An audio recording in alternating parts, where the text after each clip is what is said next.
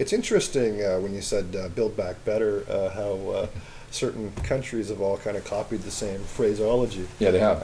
And a lot of the same health orders and a lot of the lockdowns and everything else. Why? How is it that, in your opinion, how is it that 5 countries all over the world simultaneously can have the same emergency?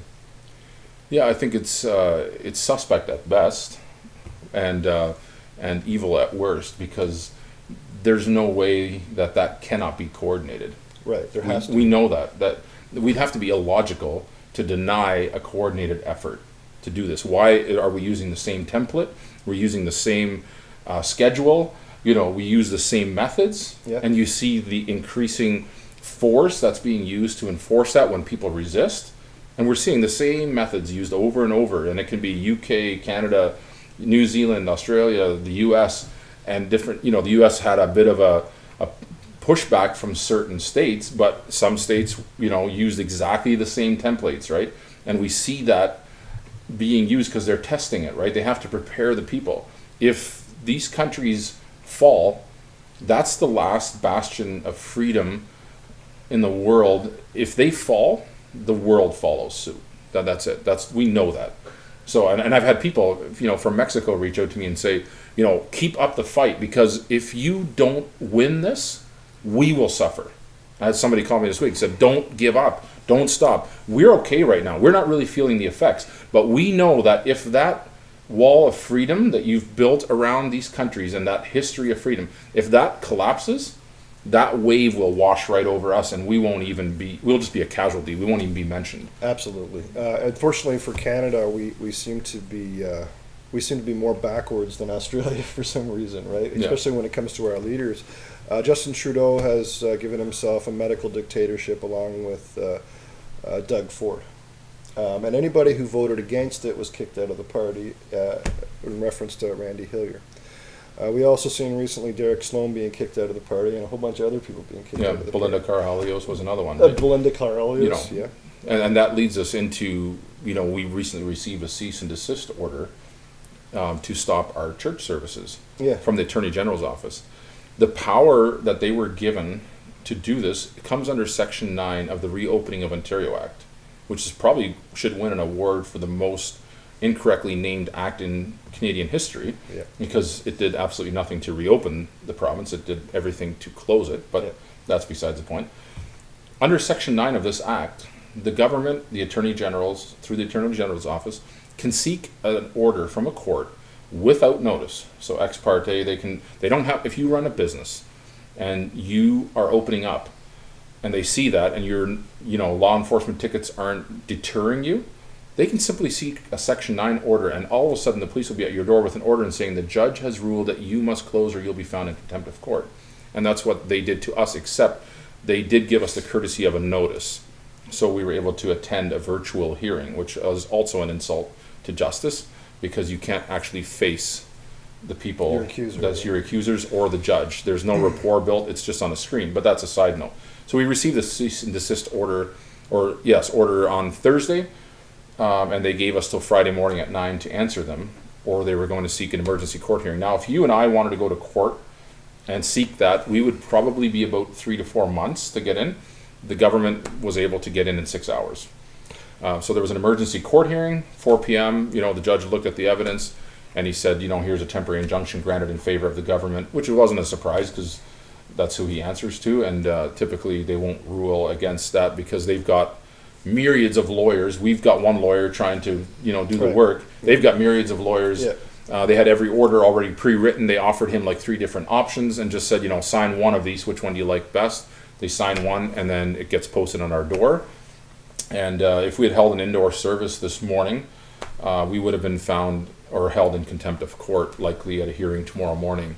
So who issued this order exactly? Where did it come from? Did it come locally from Elmer? Or did it come from the province? So it came from the province. So what happens is the police basically signed affidavits and said, our efforts to ticket people, our efforts to ticket the leadership are not going anywhere. It's not deterring them. They don't care, effectively. Okay. They said that in legalese, but it's, they don't care. Yeah. We need help. So then the Ministry of the Attorney General's Civil Law Division looks at it and says, okay, we'll help you out. We'll take care of them.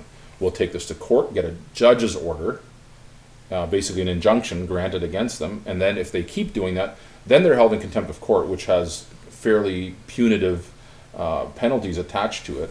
What are we talking about? It could be anything from, $10,000 per person on the board of elders to a year in jail involved to doing this. Now, they seem to be reticent at this point to put pastors or church leaders in jail, but they're trying to bankrupt the congregations by getting the members to turn against the leaders and saying, you're destroying our community's economy, in effect, by wasting money on these fines. Right. So, it remains to be seen. We did hold a drive-in service this morning. It remains to be seen that they could find, it's not all that difficult to find something where you could have maybe violated one little principle of the law, and if the order, because it is very onerous, so somebody stepping out of their car or going could be interpreted, even though that was an emergency or they needed the bathroom, could be interpreted as a violation, and we could be held in contempt of court. Right. Well, that would be the leadership of the church, of course, which I'm not a member of as far as the leadership team, but there's a lot of potential consequences, and that's how they're trying to suppress anyone coming out and speaking out. It seems a little ironic that you and your church and your congregation are trying to protest these lockdowns and protest this medical tyranny. To me, it seems like you would like to see businesses open their doors and start making money and stuff like that. Do you feel any resistance from business owners? There's some. I think a lot of them are, right now, the currency is fear. Right. So that's what the government has peddled. It's fear, fear, fear, right? Yeah. So if you open up, you could get arrested, right? Or if you open up, we'll bankrupt your business. And so behind the scenes, you're seeing a lot of people that are sympathetic and would like to open up and would like to engage and I wish I could do that. But there is there's just a palpable fear in people because, hey, we're Canadians. We've been a very law-abiding, safe country. This has been ideal, right? We were always one of the greatest countries in the world, right? Yeah. And we've bought into that. And that is why I think it's particularly difficult to break us into reality now, because we don't want to admit that it's gone. Right. And I really believe that it's gone. Yeah. I'm not saying it's not reclaimable, but we will have to go out there and reclaim that one more time because they have stolen it now. Right. And in any dictatorship or technocracy or any totalitarian government who seizes power under the guise of a health emergency are going to be they're not going to want to hand it back. Right. So this is the reality of the situation is right now. So this is why we're going to require pushback at this point. Yeah, once they've tasted, history teaches us that once they've tasted the power, they are very loath to relinquish it. Yeah. And then it becomes something that is, what I hate, the new normal. Right. That's why I hate that term, because we were not in need of a new normal. We were fine the way we were to be independent and looking for what was good for us and our families and our communities.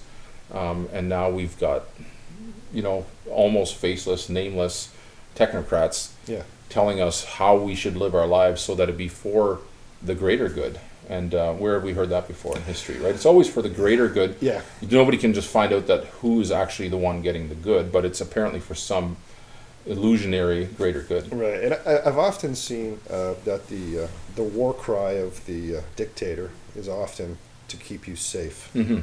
And they say it over and over and over and over again. In Germany, it was für Ihre Sicherheit. That's what. For your safety. It was for your safety.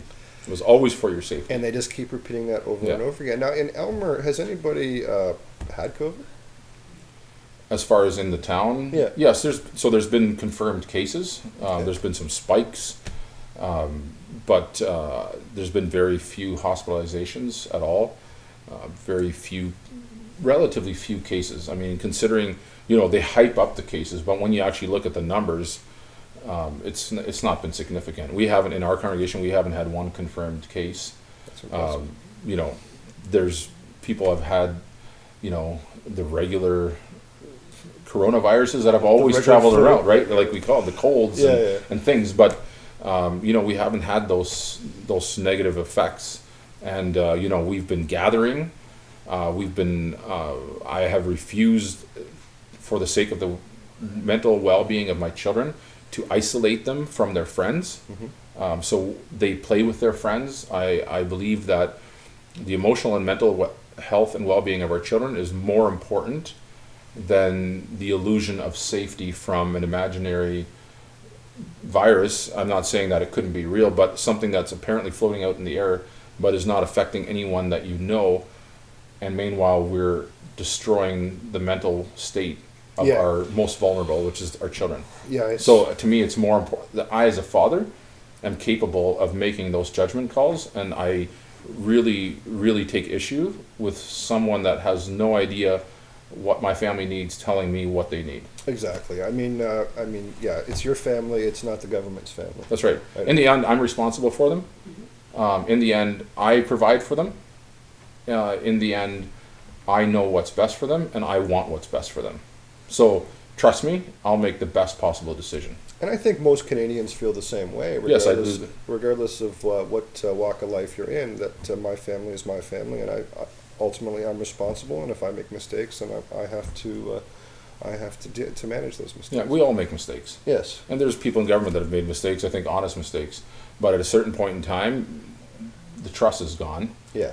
And that's hard to rebuild, because now we have to take extraordinary measures to protect those that we love the most. Absolutely. And strengthen our communities and strengthen our relationships. And suddenly that has now been defiance, when that was actually just normal human behavior. Exactly. And you know what? We don't have to agree 100% of the time on every issue. That's the beauty of a free society. That's the beauty of a free society. We should be able to discuss all of this, without fear of retribution or someone snitching or right. That's what's really hurts me about this great country, is that now we've pitted neighbor against neighbor, friend against friend, and turning ourselves against each other, when we should actually be reaching out and uniting together in what was becoming the biggest crisis of our lifetimes. And they talk about diversity, and they use all these wonderful words when they give their speeches, but in reality what they've done is they've taken a brush and they've just painted all yous as bad people. It's the same thing that they do for everybody else. So, well, thank you very much, Herbert. It's been my pleasure to come here and talk to you tonight. I thank you for having this interview with me. Mike, thank you. It's been great. It's been absolutely awesome. I've learned a ton. And I look forward to doing it again. Thank you, Mike. And have a good day. All right.